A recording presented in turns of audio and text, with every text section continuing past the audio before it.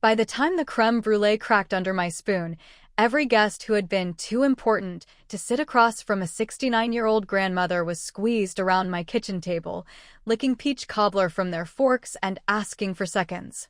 Across the street, in a dining room set for triumph, my son stood beside an untouched roast in a tuxedo he could not breathe in and watched his clients walk out, one by one, like a tide that had suddenly remembered where home was. It started with a text. At 2:03 p.m., as I folded a stack of dish towels I'd ironed out of habit more than need, my phone buzzed with the particular insistence of my son's messages, urgent even when he was asking for a recipe. Liam's name flashed, and then the words appeared like a hand closing a door in my face. Mom, please don't come tonight. You weren't invited. Viv doesn't want you to be there because we're hosting very rich guests. Potential clients. It's important. Please understand. I read it twice as if, by rereading, the syllables might soften. They did not. The towels slipped from my hands into a neat cotton avalanche at my feet. I stood very still in the quiet of my little kitchen, the clock on the wall ticking with gentle indifference. He did not write, "I'm sorry." He did not write, "I love you." He did not call me mother, the way he did when he needed courage. He wrote "Please understand," as if I were a gate across a road he wanted to speed down. I am Agnes Morel, Aggie to those who know where the cinnamon hides, and at 69, I have outlived a husband, a small-town bistro, and the need to be tolerated like a dish rag no one wants to throw away. I iron my towels because I was raised to make even the small things worth touching. I keep my knives sharp and my words sharper.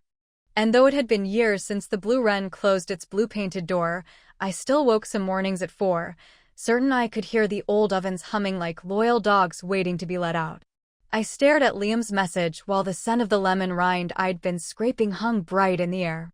His wife, Vivian, didn't want me to be there because there would be rich guests who could become their clients. As if the presence of an old woman would stain the flatware. As if age were a condiment you hide in the back of the refrigerator because company is coming. I put the lemon down and breathed. YouTube may not love anger, but it does respect honesty, and honesty says this. My chest hurt in that quiet, private way a heart does when it is not new to breaking. Another chime. A second text. Please don't make this hard, Mom. I'll call tomorrow. He meant, let me have tonight. I set the phone on the counter and let the next 5 minutes pass over me like a wave. I remembered Liam at 5, inventing names for the neighborhood birds from a stool at my bistro's pass, flour on his cheeks like war paint. I remembered him at 16, trembling before a school debate, and me pinning his tie with the steady hands you keep for stitches and goodbyes. I remembered him at 32, bringing Vivian to Sunday dinner, all pearl buttons and polish, and telling me, with hope and a warning, that she was ambitious in a way that makes rooms pay attention. Rooms pay attention to many things. To courage. To cruelty. To the smell of garlic coaxed with patience. Vivian thought rooms paid attention to who was allowed inside. He had pressed send. I could do nothing about that. But I could decide what kind of evening would follow. The Blue Wren had taught me that a table was a kind of stage, yes, but also a kind of promise. People came hungry for more than food. They came to be recognized, to be told in fork and spoon that they belonged. My son had told me I did not belong at his table that night. So I would set my own.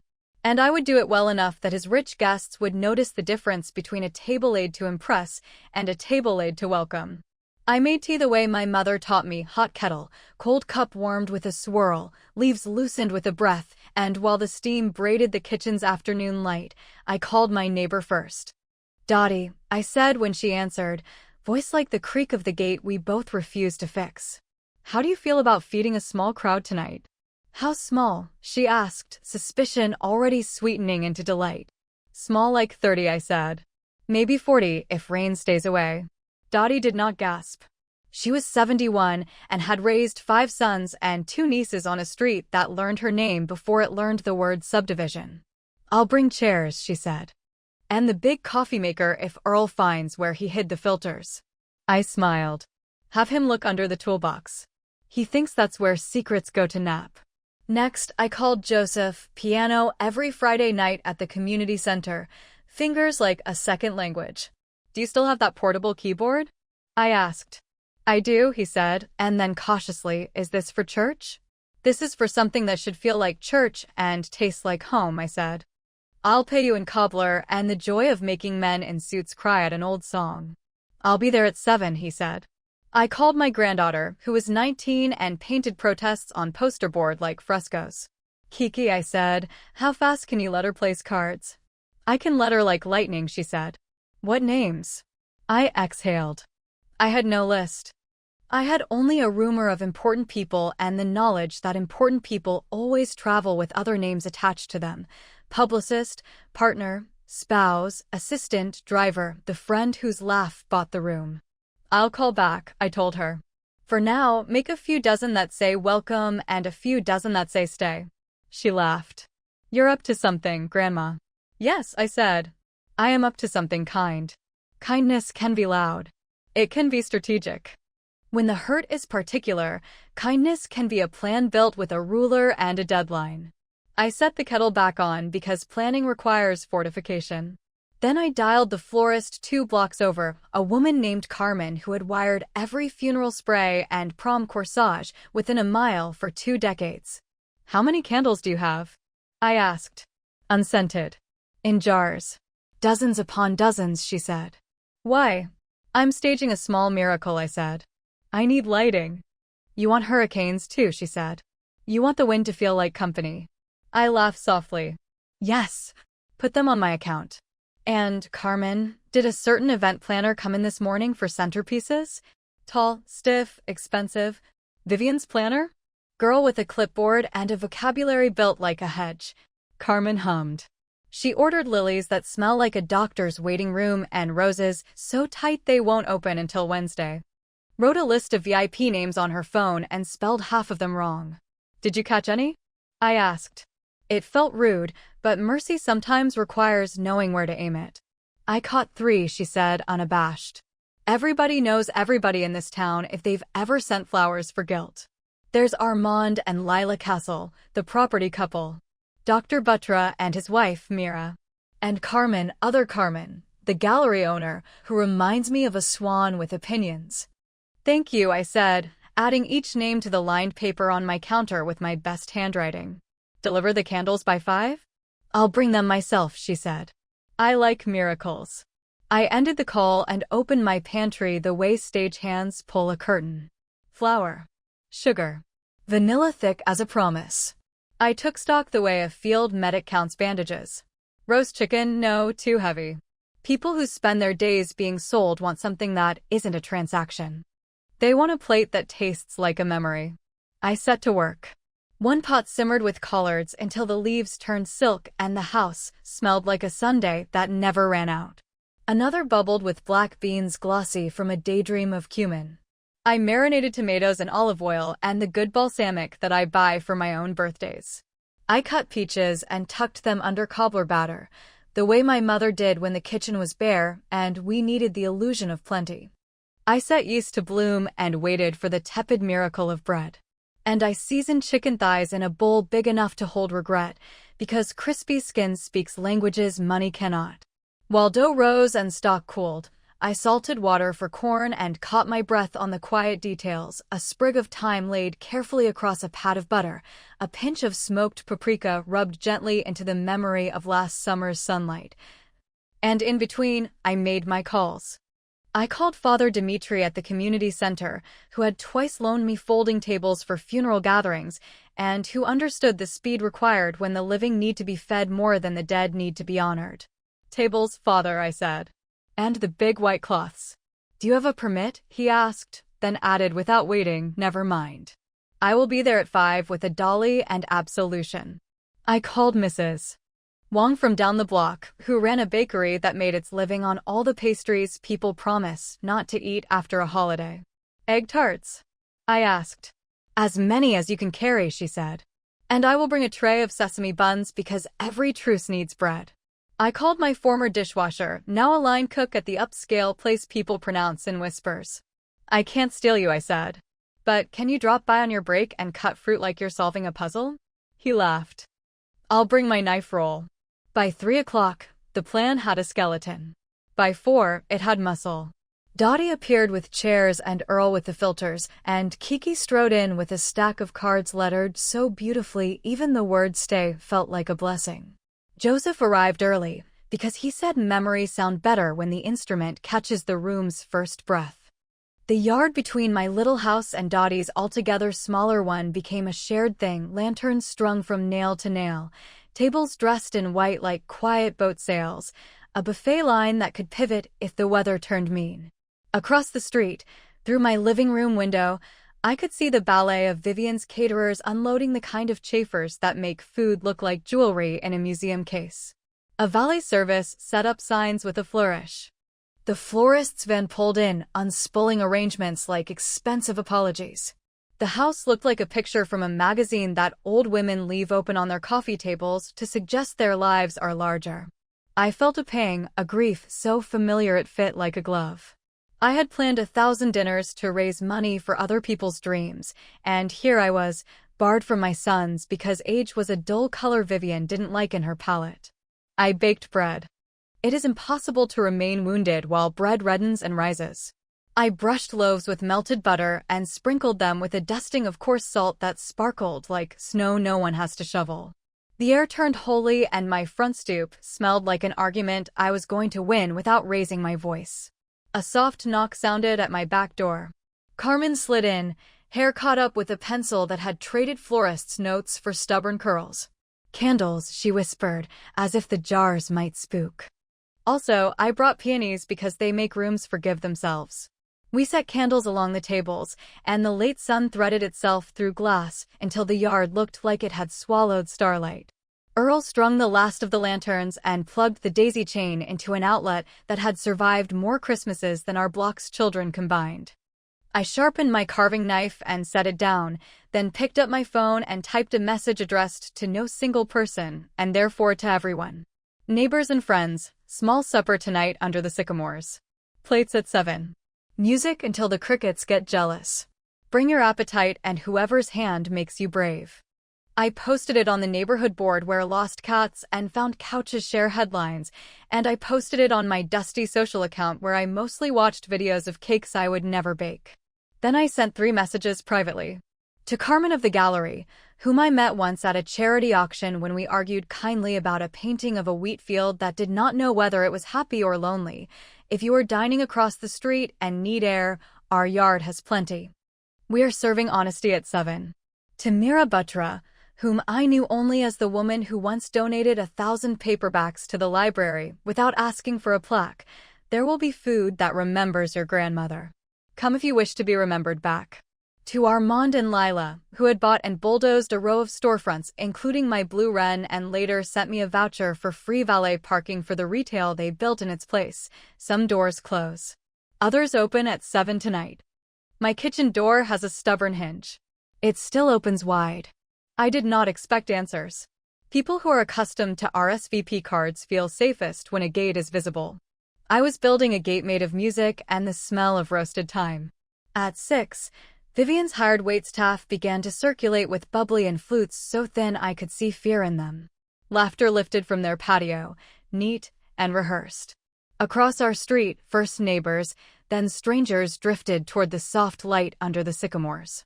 Mr.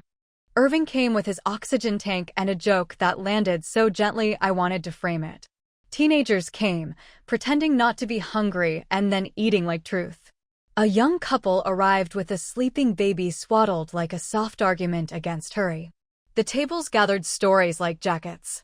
Joseph played Moon River the way a man plays for his mother when she is too tired to get up, and a woman I did not know cried tastefully into a napkin as if she had waited a decade to be allowed that particular sadness in public.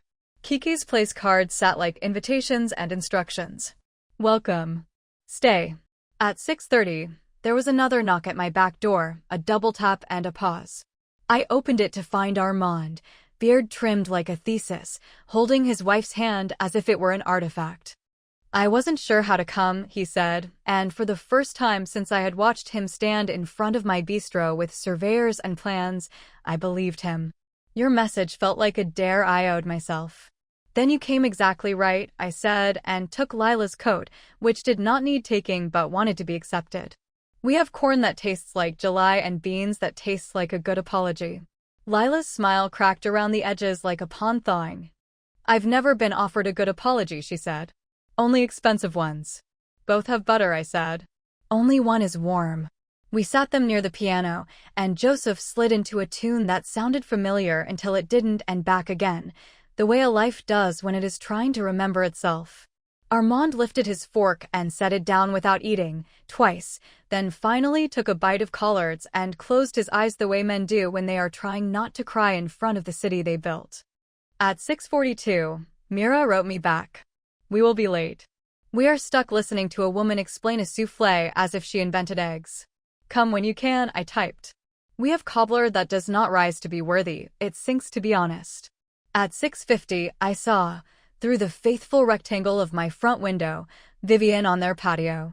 She stood like a lighthouse that did not know where the rocks were. Her dress was a small constellation. Her smile was small too. She leaned into someone with a hand on his elbow the way you lean when you are selling something you need to believe is quality. For a moment, looking at her, young and taut with ambition, the brittle kind, I felt a compassion that startled me, as if my heart, given the choice to be a courtroom, had chosen to be a kitchen instead. At 7, we served plates. We did not stack them into towers or tuck microgreens into corners like secrets. We ladled beans generous as gossip and collards slick with patience. We tore bread with clean hands and passed it instead of pretending knives can divide hunger fairly. The chicken, roasted until the skin surrendered, went out in a sheet pan as honest as a lunch tray. And, because I know something about memory, I set a jar of pickles at the end of the line for those who understand that sour is the flavor of a life that refused to sweeten for somebody else. Why are there no place cards with names? A woman near me asked, hair in a bun that probably needed its own manager. Because sometimes you get to sit where your laugh fits, I said. And sometimes a stranger will save you from the person you arrived with.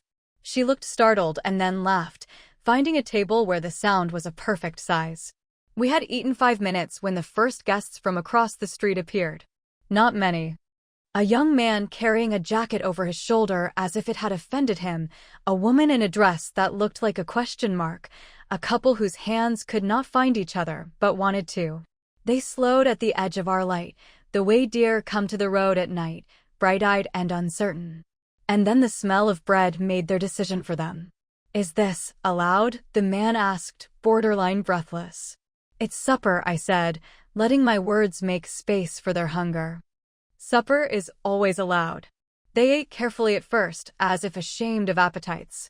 They had been trained on canapés, after all, where you pretend fullness is vulgar. Halfway through a drumstick the size of a second chance, the young man made a sound that could only be called relief. The woman in the question mark dress let her shoulders fall into a posture that looked like she remembered how to be loved. Kiki drifted over like a waitress straight out of a kindness manual. Name? She asked. Gideon, he said, startled into good manners. Kiki, she said. She set a card in front of him with a flourish. Stay. By 7:30, we could hear the edges fray across the street. Laughter that had been too bright went tinny. A cluster of men pretended to be enthralled by the host's newest story while their eyes flicked to the gate as if air had chosen a direction, and they all agreed it was somewhere else. Vivian's voice carried once, a high thin thread. No, not that platter, the other one, the hand-hammered, the one we agreed would pull the room together, and then the kitchen door closed on the sound. A woman in a red dress laughed very loudly, like a cymbal played off-beat. Then the door opened again, and a line of waitstaff emerged carrying plates arranged like geometry homework. At 7:32, another couple walked into our yard. Is this the neighborhood thing? The man asked, uncertain. We were told. You were told you must be impressed, I said. Tonight we're feeding those who want to be welcomed. He stood there, the unfamiliar word sitting between us where you would normally place a folded napkin. Behind him, the house across the street glowed like a stage. In our yard, a toddler at the end of the table clapped at nothing and everything. Welcome, I said, and handed him a plate. They sat.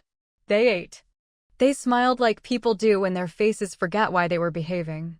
Joseph took requests and played them as if he were reading the secret parts of the sheet music.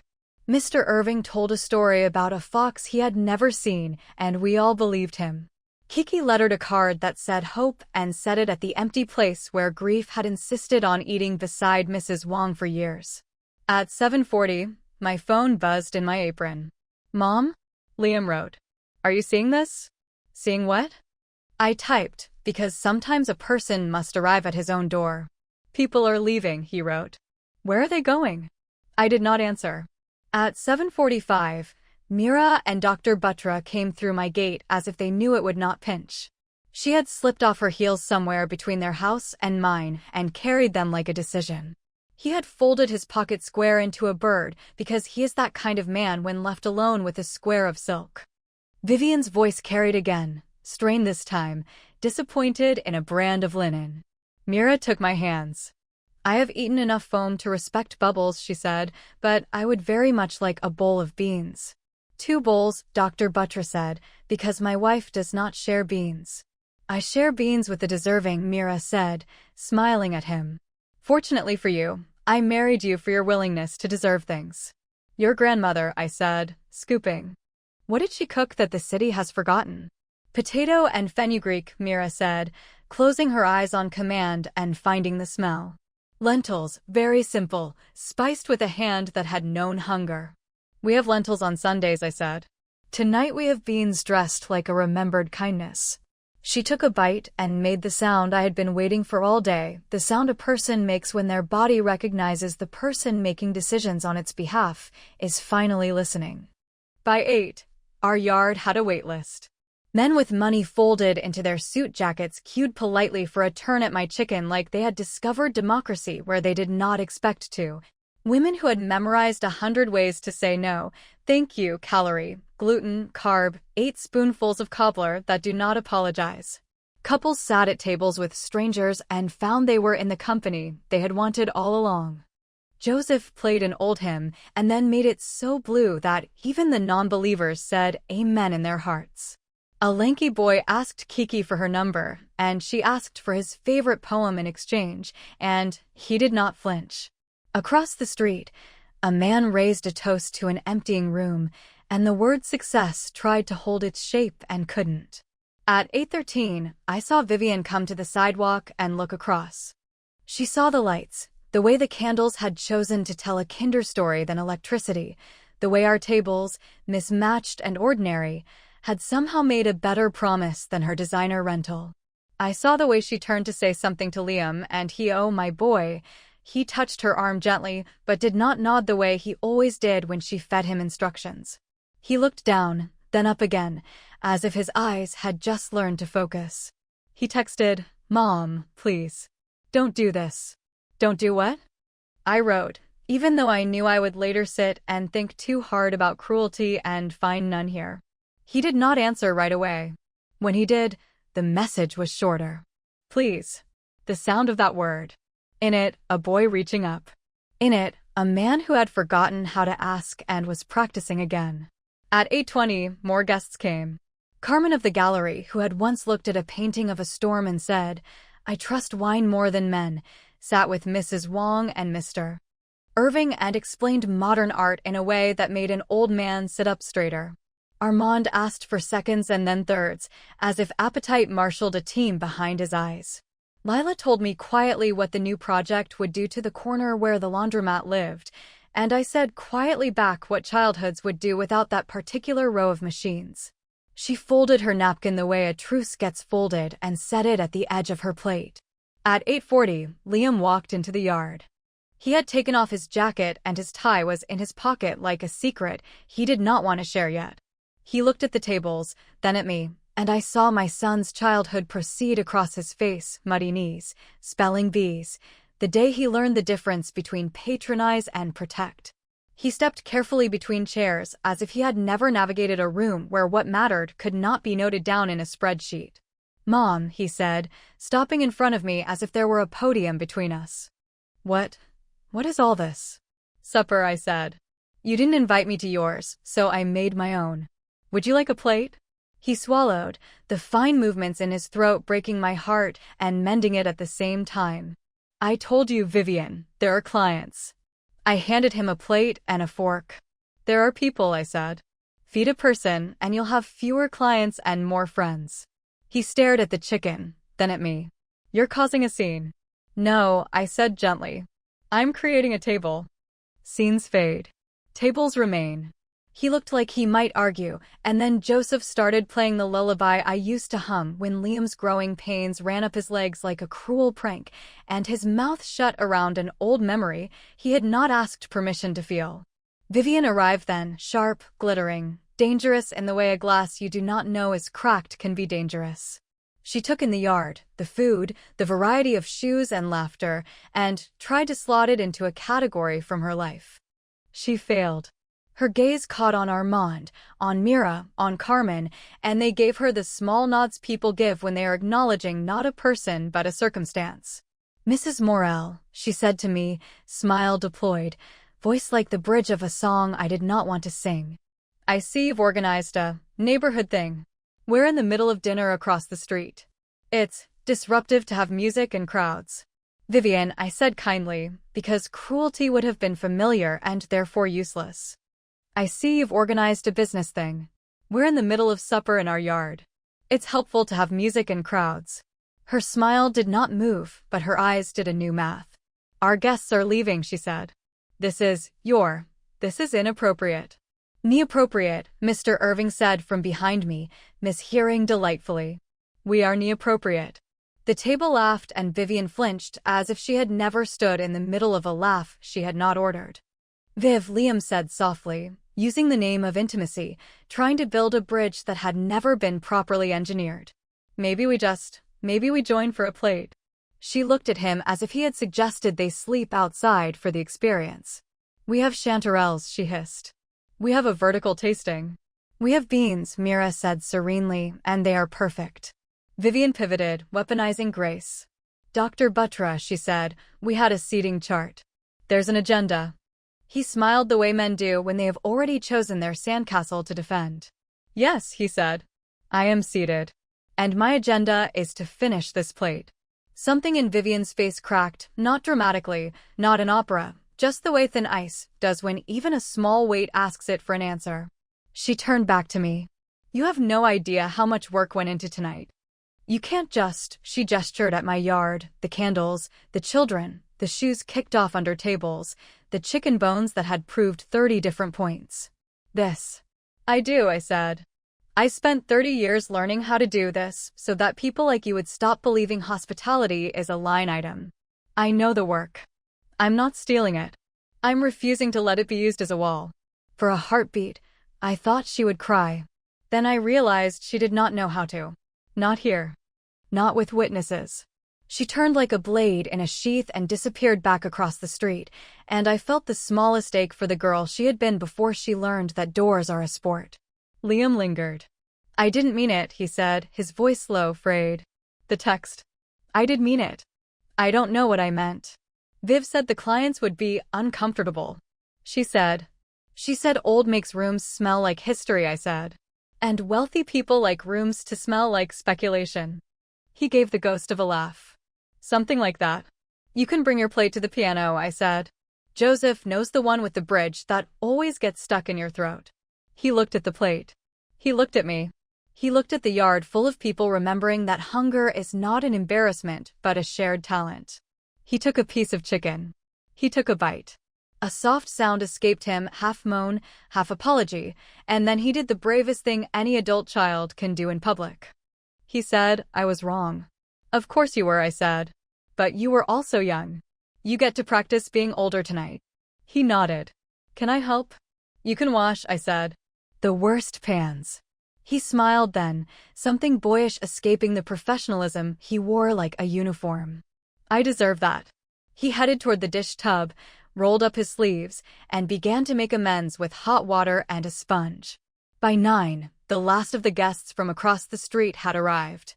Even the man who made toasts for a living slipped into a seat at the end of a table and held his fork like a flag he didn't need to wave. Vivian's dining room stood luminous and almost beautiful in its emptiness, a photograph of a party that had never convinced itself to matter. A valet leaned against a cone and ate a sesame bun with the reverence of a man in a chapel. We passed Cobbler the way communities pass hope, scoop after scoop, careful to share the best parts with those who had waited longest. Mira asked Kiki about her lettering. Kiki asked Mira about her grandmother's fenugreek. Armand asked me whether it is ever too late to apologize to a building. Lila asked Dottie for the recipe for the coffee she had been calling medicine all night.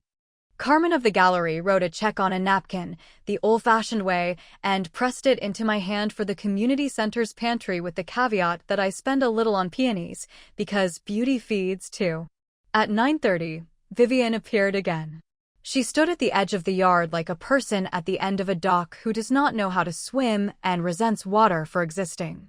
She watched her guests eat my food and tell their own stories and make plans that did not involve signed retainers. She watched her husband wash a stockpot and let Joseph talk him into a verse. She came to me with a new voice, softer not because she had found softness, but because her other voices had failed. "You could have told me," she said. "You could have said you were planning this. You could have invited me," I said. We looked at each other across all the things we were never going to agree on. Her pupils were too bright. Mine were too tired for victory. "What do you want?" she asked finally, perhaps believing everyone in my yard had been paid in some currency she recognized. "To eat with my family," I said simply. "To be old the way I am without being explained. To watch my granddaughter let her stay and mean it." "That's not a contract," she said, baffled. "No," I said. "It's a life."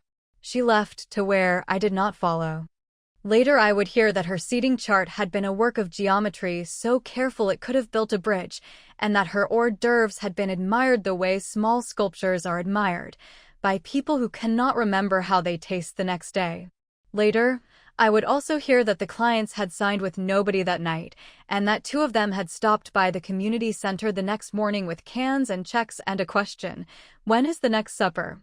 We ate until the candles guttered and the stars made their case. We stacked plates into high, successful towers.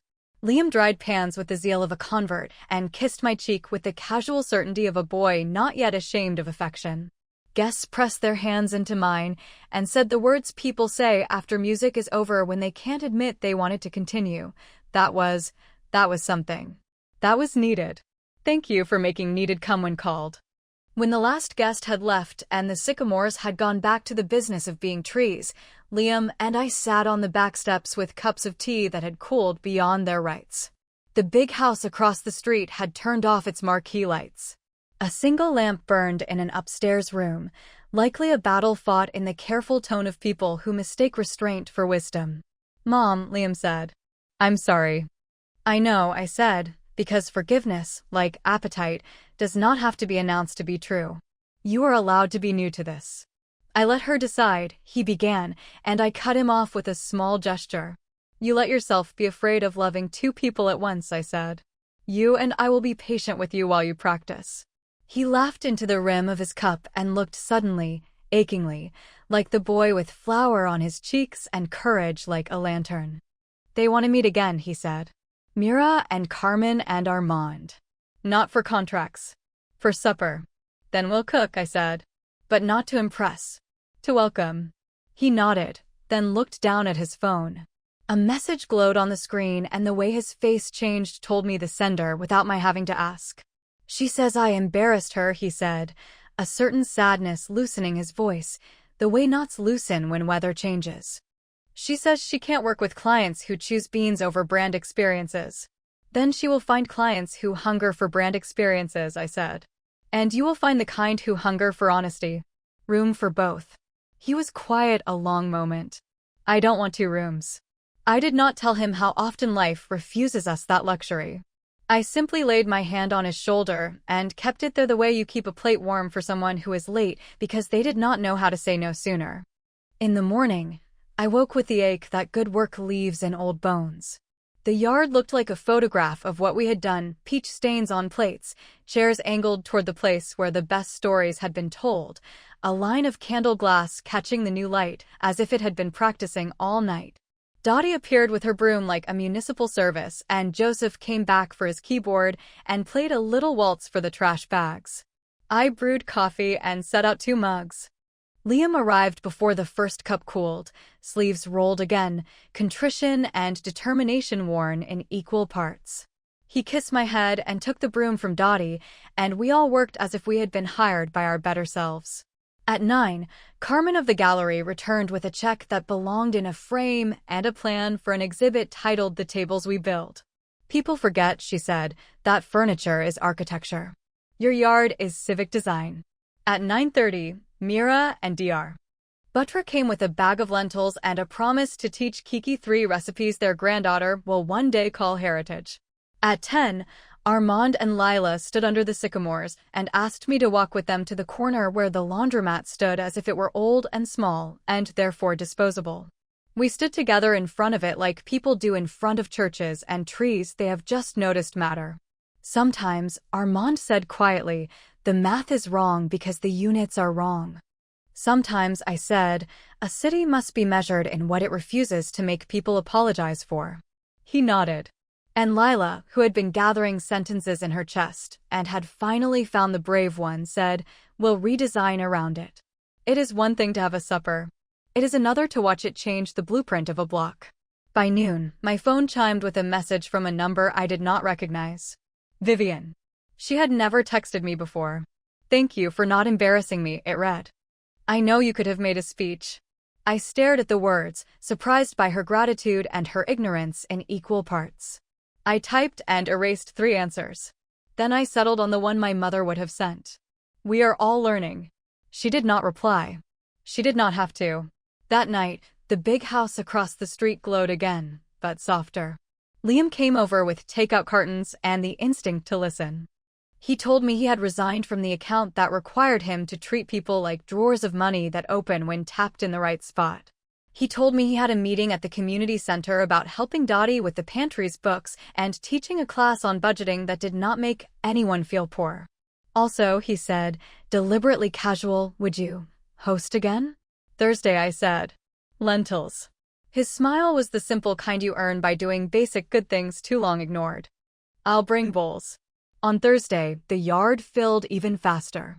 A woman arrived early and said, my mother died last month.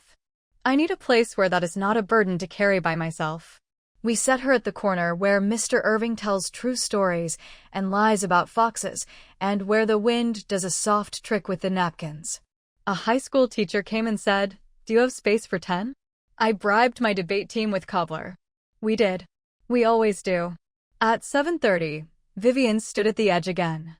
Alone this time. Her arms hung at her sides, hands empty the way hands are when they have finally understood objects are not armor. She did not step across the line between street and yard. She simply watched an old woman take a tray of lentils and set it down as if setting down a banner that says we are allowed to be here.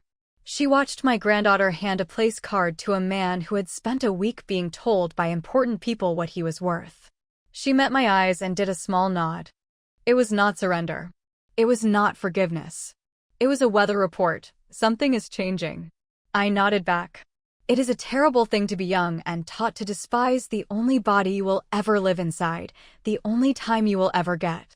It is a terrible thing to have your talent braided into your fear until they look like one rope and you cannot untangle them without losing the use of either. If Vivian ever came for a plate, we would feed her. We would let her learn to be hungry for gentler things. The next morning, the paper ran a photo of our yard at dusk, candles like small moons, faces plain and complicated, my hands at my apron, flour on my forearms though I hadn't baked a thing that required it.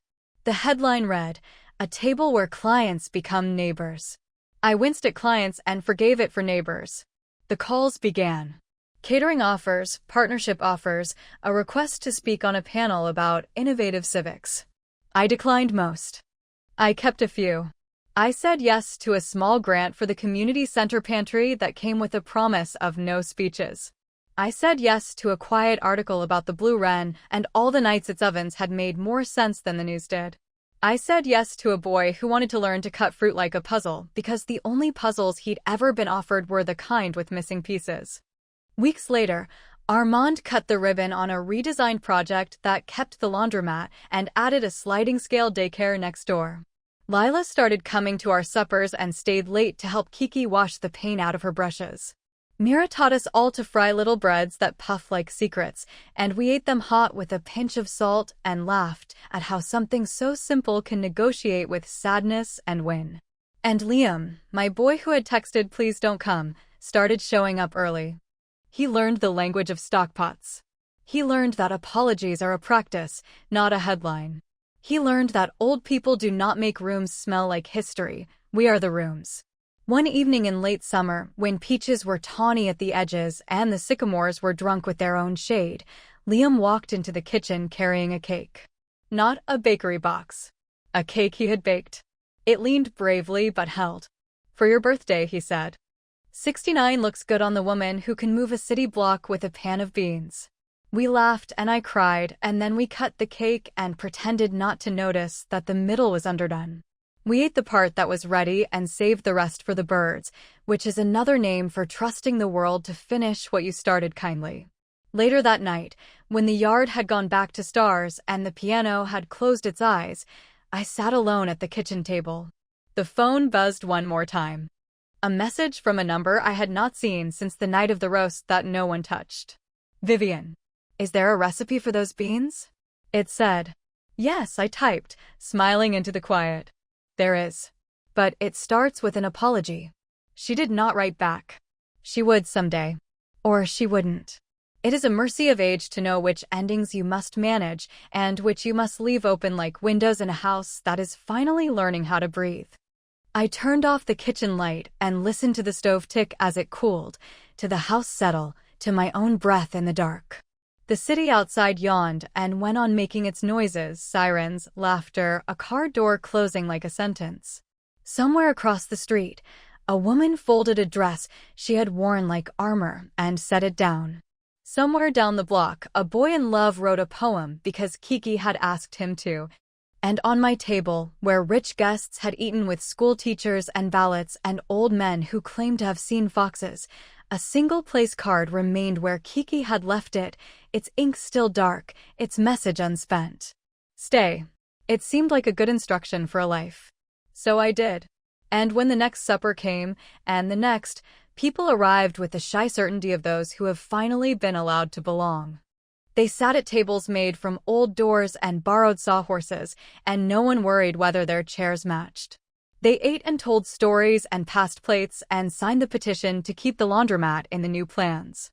They laughed too loudly and no one shushed them. They cried a little and no one turned away. They signed napkins like guest books. My son did not have to write "please understand" again. He simply came early, rolled up his sleeves, and understood. By the time the first autumn wind shook the sycamores and the cobbler needed an extra minute in the oven to be brave, our Thursday suppers were a thing people whispered about in line at the market, a thing that made even the most careful eaters forget what they had been told about deserving.